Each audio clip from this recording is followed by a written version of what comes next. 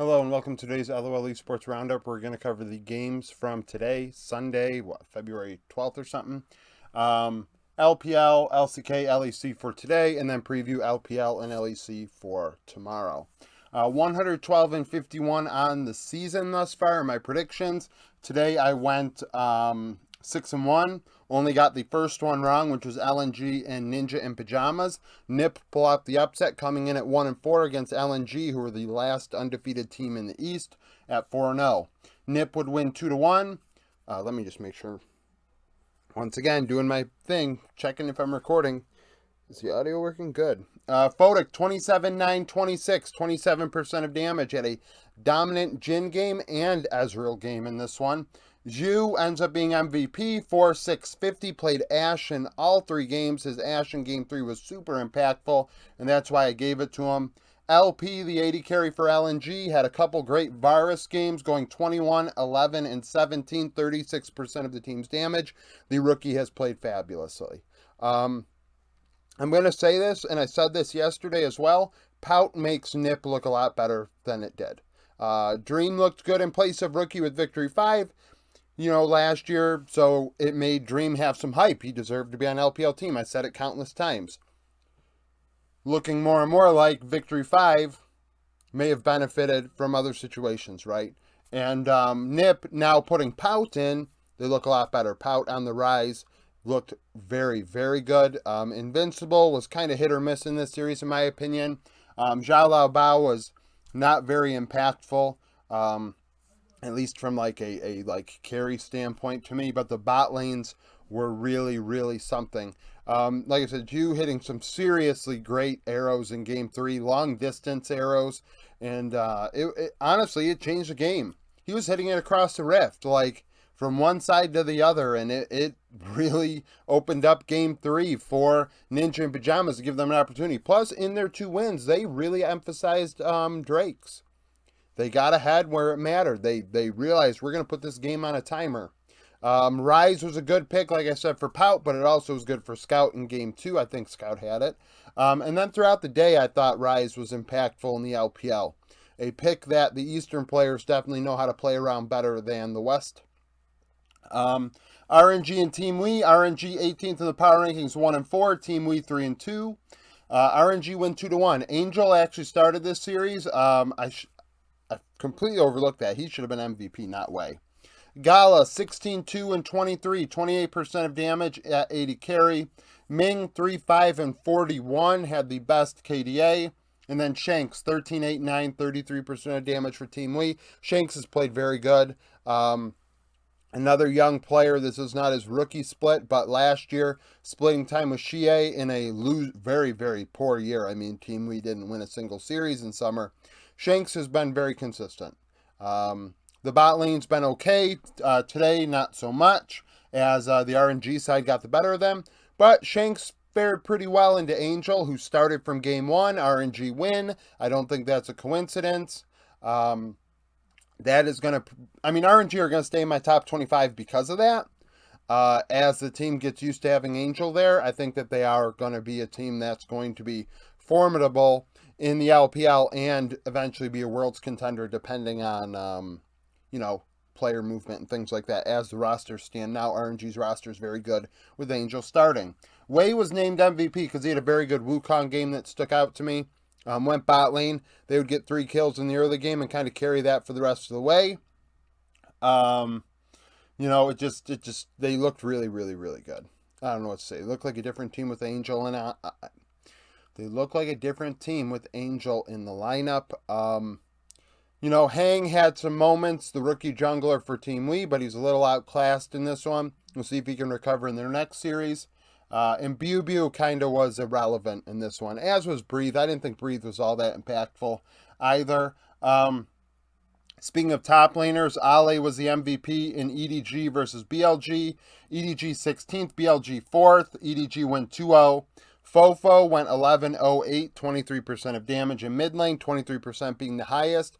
I think that goes to show just how much of a spread there was in damage on Edward Gaming. JJ 2-1 and 19. Elk 5-4-2, 29% of damage for BLG. I thought Ale was MVP because he provided a ton of side lane pressure in this one on the Fiora and then the Camille, partaking in first blood on the Camille in game 2. And I thought the Fiora in game 1 got after Bin and frankly gapped Bin in my opinion. Taking multiple turrets and just doing what Fiora does. Like, it was a classic Fiora game. And I mean, it was just textbook. Ale really showed up in a big way in a matchup where he had to, and that's kind of why I named him MVP too. I think Bin is obviously very good. BLG drafting Nidalee in game 2. They can't resist it, and it is a problem. I hate the fact that they do that. I forget what Bin was playing. Bin might have been playing Gragas top. They put him on a facilitator. Maybe, it would make more sense if it was a Renekton, but that is what it is. Fofo, though, Jace and Akali once again. 2 champions. I think he's played more than any thus far, and he really has looked very good on it. It looks like he's revitalized on EDG. And EDG are looking like they could be one of the top teams in the LPL right now. It's very early on. We're only 1/3 of the way through the split. But EDG have looked, a lot better than anticipated. Where some of these teams, BLG in particular, for example, have not looked as good as we thought they would. LCK, HLE, and D+. HLE 24th, D+ 4th, both 4 and 3. D+ win 2-0. Showmaker 439, 30% of damage. Deft 709. I thought that was going to be an 8, but it's not. 709. He was MVP. Zeka 320, 34% damage for HLE. Very slow games, low kill games. And Deft was very good on the Caitlyn in game 1. Got a few kills during a key team fight. Game 2, I think they had Lucian Nami. And they've looked very, very good on that. Actually, it sticks out to me right now. There was a bot lane dive to start the game off. HLE tried to hit it, and they couldn't. And HLE have really, really struggled at hitting bot lane dives this year. I feel like game 1, it started off that way, where Clid looked awful on a dive on Maokai, where he just completely inted Viper's lane, and it seems to have not really stopped thus far. One of the prevailing takes from this series was Showmaker afterwards. I don't know if it was after, maybe it was a previous quote, but Showmaker pretty much said that, they're wasting Canyon's talent putting him on champions that are so easy. And it feels like the jungle meta is very simple, and it limits Canyon. And the way I kind of view it, because I think there's two lines of thought that are, prevailing here.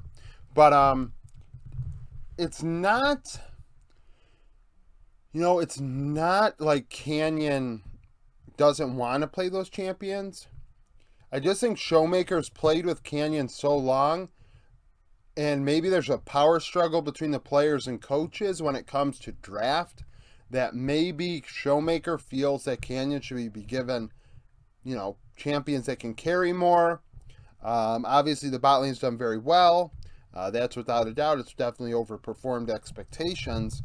But I think that's what it is. I think it's like maybe a little power struggle there. Where, the thing is, though, and like I said this on the Discord when it was discussed, I think Showmaker has been the part of the problem. He has not done very well this split, probably one of the more disappointing mids thus far out of the elite players.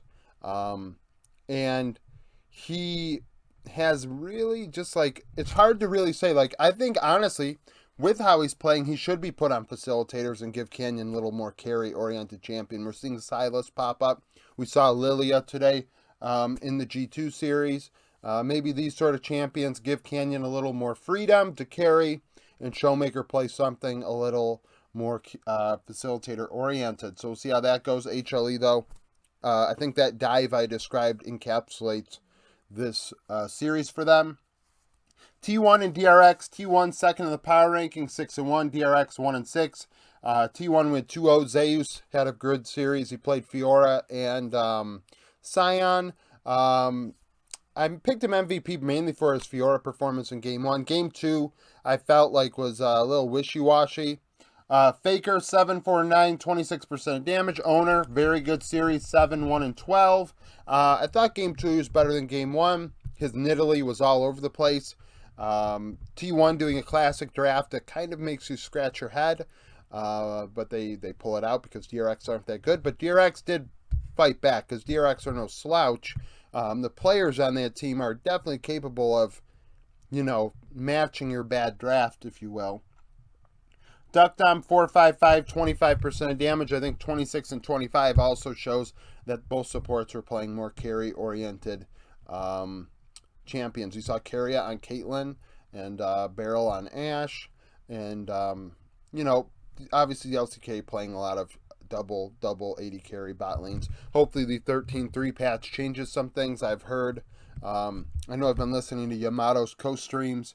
At least his thought seems like he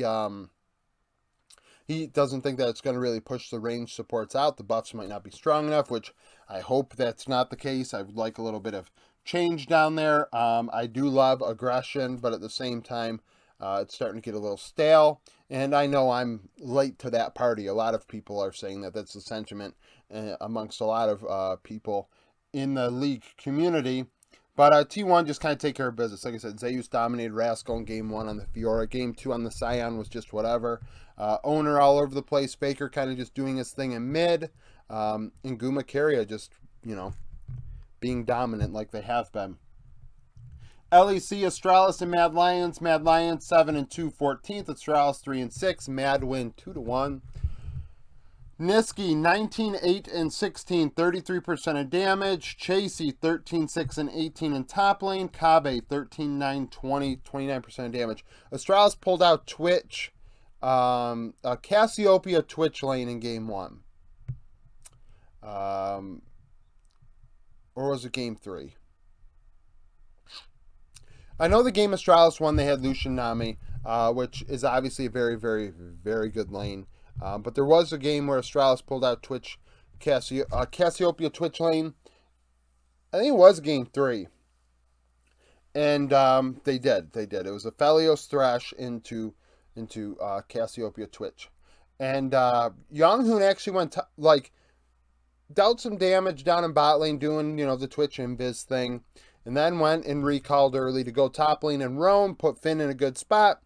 However, Finn then would throw that lead, and Chasey would dominate the game on a K'Sante. Had a quadra kill pretty much at a Baron in Game 3.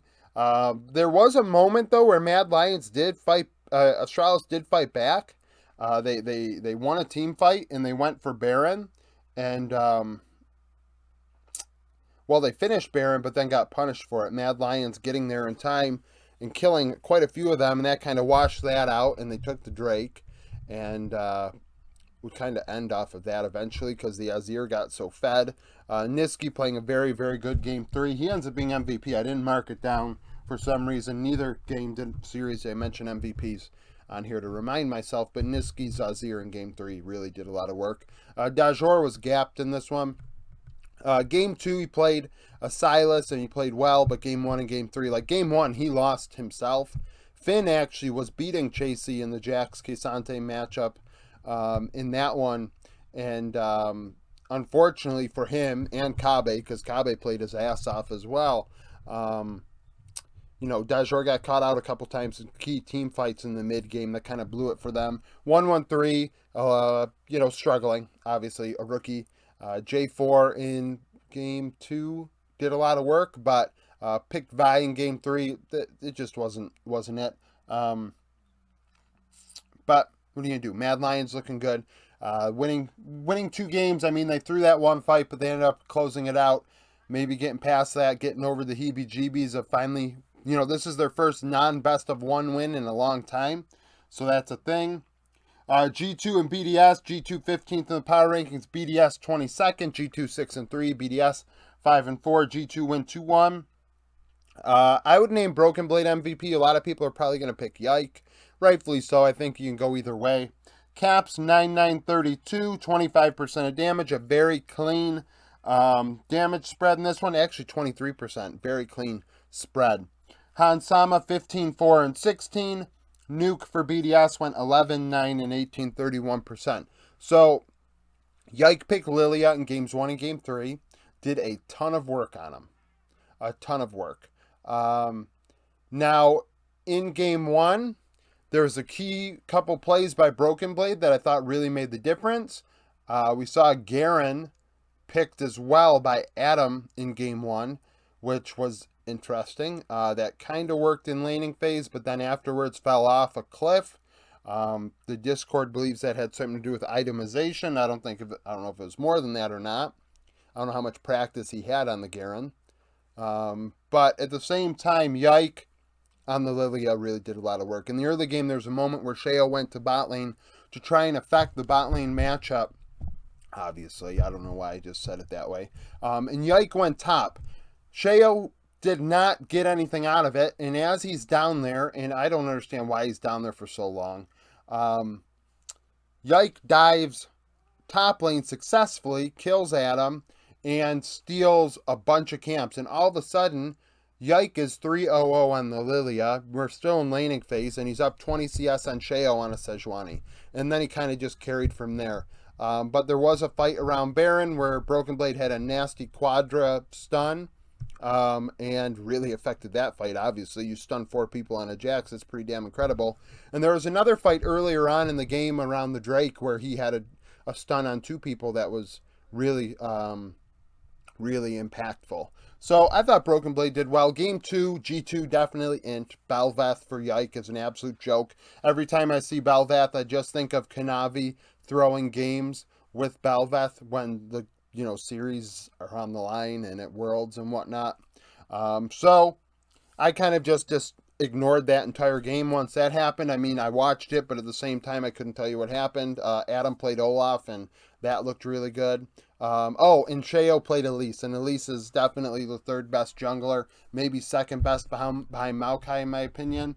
But then game 3, Lilia was picked, and G2 just outright dominated in every way, shape, or form. Jace, Caps was on Jace. He's very, very alert, going to bot lane, trading kills, roaming all over the damn place, and it really just worked out for them. So G2 ended up beating BDS 2-1, in my opinion. The only game they lost was mainly because they threw draft, not because of a player diff.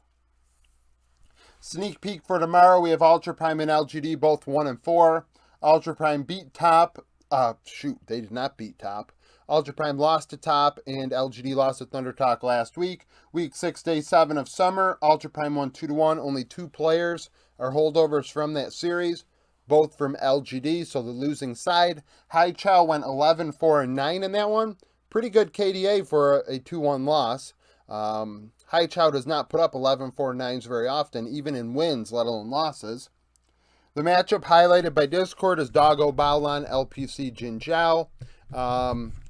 I think that Ultra Prime's bot lane kind of runs him over. I thought the Ning and Meteor matchup was a little more interesting. 2 players that are coming out of retirements or being away from the game for, Meteor was 1.5 years, and Ning was 2 years. So we'll see how that one goes. Also in the LPL, Rare Adam and OMG, RA 3-2, OMG 2-2. Rare Adam beat Anyone's Legend last week. OMG lost to LNG. Week 2, day 4 of summer, Rare Adam would win 2-1. 6 of the 10 players overlapped. The top laners had a great matchup. Cube went 11-5-12. Shanji struggling a bit, going 3-6-14. Strive and Cream is the matchup highlighted. I think that Strive has been maybe Rare Adam's best player this year. It seems game in and game out, similar to the Shanks situation, actually. We have these middling teams. We'll see how long it lasts before they maybe drop to where we expected them to be. 2 young mid laners, though, that continue to perform and outperform their counterparts.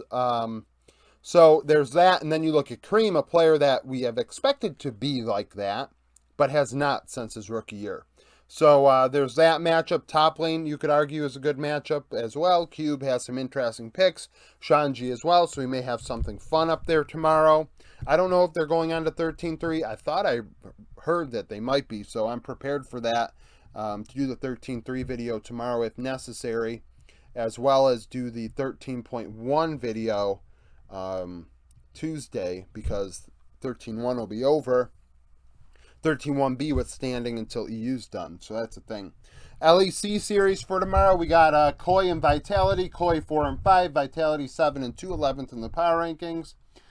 Koi beat SK 2-0. Vitality beat Heretics 2-1. Week 3, day 1. Koi won. In this matchup, Larson went 7-1-6 on a Nazir. Perks went 2-5-0 on a LeBlanc. I remember that game. He definitely struggled, to say the least. But that was also a game where Bo really looked bad, too, if I recall. Sisgenda and Photon, the 2 rookie. 1 second.